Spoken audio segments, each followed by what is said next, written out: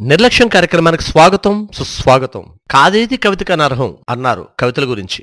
కానీ మన నగరపాలక సంస్థ ప్రతి విషయంలోనూ నిర్లక్ష్యం. ఎంత నిర్లక్ష్యం అంటే చివరికి ఒక అందమైన శ్రీకృష్ణుని, అందరూ దైవంగా పూజించే శ్రీకృష్ణుని విగ్రహం కూడా చెత్తలో వేసిన ఘనత మన నగరపాలక సంస్థ అధికారులకే చెల్లుతుంది. ఇక వీళ్ళ నిర్లక్ష్యం ఇంత దారుణమైన పరిస్థితిలో ఉందంటే వీళ్ళని ఏమనాలి, వీళ్ళ పరిస్థితి ఏంటి ప్రతి ఒక్కరూ గమనించాలని పలువురు కోరుతున్నారు. హిందువుల మనోభావాలు దెబ్బతినే విధంగా వీళ్ళు ప్రవర్తిస్తున్నారని పలువురు ఆవేదన వ్యక్తం చేస్తున్నారు. ఎప్పటికైనా వారు మేల్కొని ఈ కృష్ణుని విగ్రహానికి సముచిత స్థానం కల్పించాలని పలువురు కోరుతున్నారు. ఇంతకీ ఇది జరిగింది ఎక్కడో కాదండోయ్, మన నగరపాలక సంస్థ కార్యాలయంలోనే.